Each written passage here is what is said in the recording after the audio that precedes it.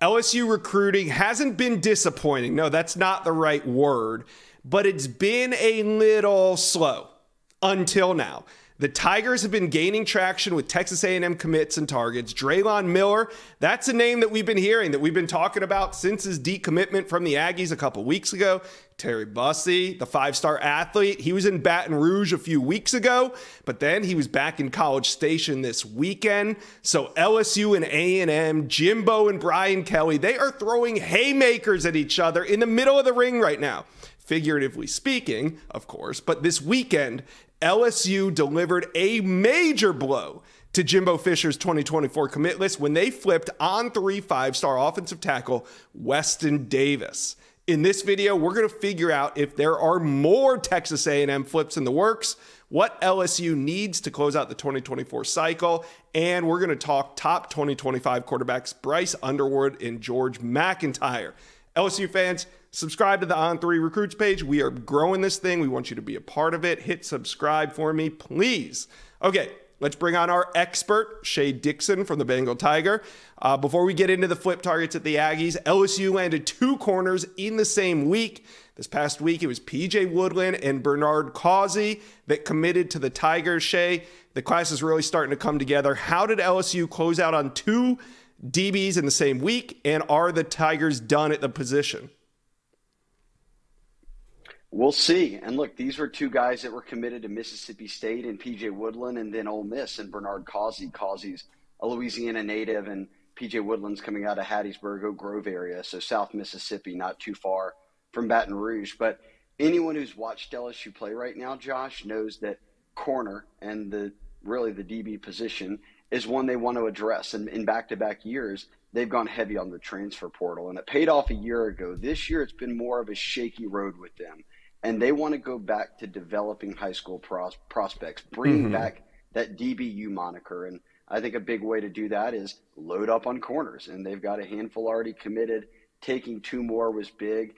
And we'll see if they're done because, Josh, remember, Andre Evans flipped from LSU to Georgia. LSU turns around and takes 2 corners in the span of 48 hours. And now we've seen Kai Bates, one of their longtime commits. He was at A&M's campus this weekend. So, as you noted, LSU and A&M doing some battles right now. Yeah, it's fun to watch. LSU moves deep into the top 10 with the flip of on 3 5-star Weston Davis. They're currently sitting at number 7. And I just want to know, what was the turning point? Because this kind of flew under our radar. As much as you've been on the show, we've never talked Weston Davis. So what was the turning point where Davis flipped from A&M to LSU?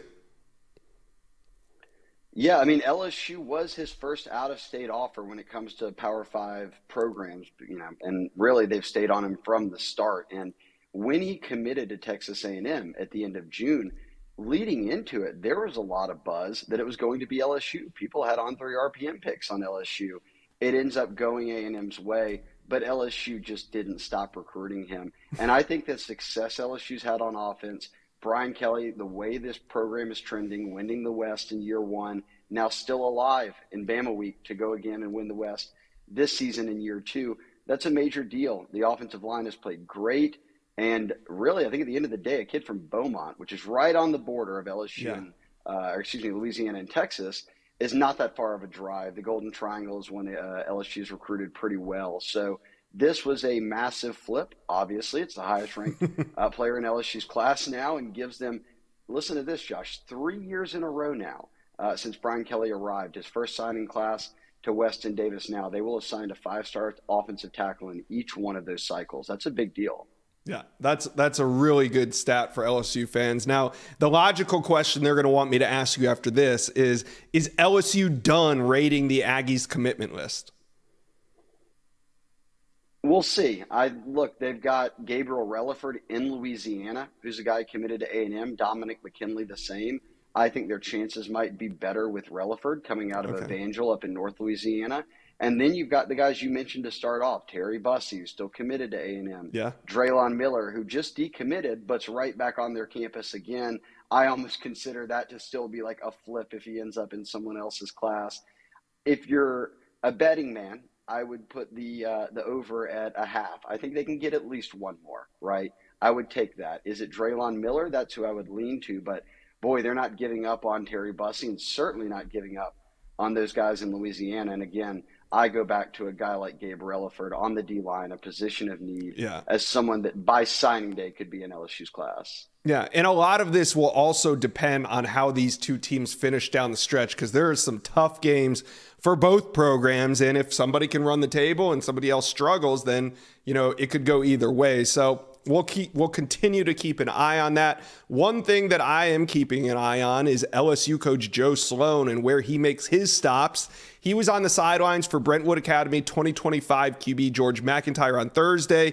He was also there to see Bryce Underwood on Friday. So what do we make of this? How's this shaping up for LSU fans? Do you think there's a better shot at Underwood or George McIntyre right now for this all-important 2025 quarterback group? Yeah, these are the number 1 and 2 quarterbacks on the On3 industry rankings, and Joe Sloan's been on them both for well over a year. Didn't even hand out really any other offers at quarterback. It's always been about these two. Now that we're inching closer, January 6th, Underwood announces. McIntyre has said he's doing it after that, at some point maybe in the spring. So Underwood, the first to come off the board, I think that's who you really look at right now. I honestly think that LSU has a really good shot here. I will lean maybe percentage-wise, they've got a better shot at Underwood than they do McIntyre. Now, I'll say McIntyre has 3 teams really in the mix, LSU, Bama, Tennessee. Right. Underwood seems to be Michigan or LSU, Michigan being the hometown team, home state team, just an hour away. I know there's a lot going on up at Michigan right now, but on the same side, they're undefeated. They could end up in the playoffs, all these things. So it's going to be intriguing to see how LSU finishes. But I will say, LSU holding the nation's top offense right now, and Jaden Daniels, maybe the nation's best quarterback, and in the race to potentially be up in New York for the Heisman Trophy, is a big deal to Underwood. So I would lean Underwood with this question. All right. Well, we are also heavy with Colorado fans, and I think they would put their team in the running for Underwood as well. Bryce Underwood did make a visit out to Boulder a couple weeks ago and seemed to enjoy it. So, but I agree with you. I think right now the front runners in this one are probably Michigan and LSU. And like you said, with McIntyre, it's a 3-team race, but LSU is the common denominator here for the number 1 and number 2 ranked quarterbacks. A lot going on in LSU recruiting. Shea Dixon, thank you for dropping by the Inside Scoop and dropping all this intel on us today. Absolutely. And here we go. LSU Bama week. It doesn't get better than this. It doesn't stop. All right. Thanks, Shea. Thank you for watching. If you enjoyed that content, be sure to subscribe to the On3 Recruits channel. We have a new page dedicated only to recruiting. Go ahead and hit that subscribe button right now.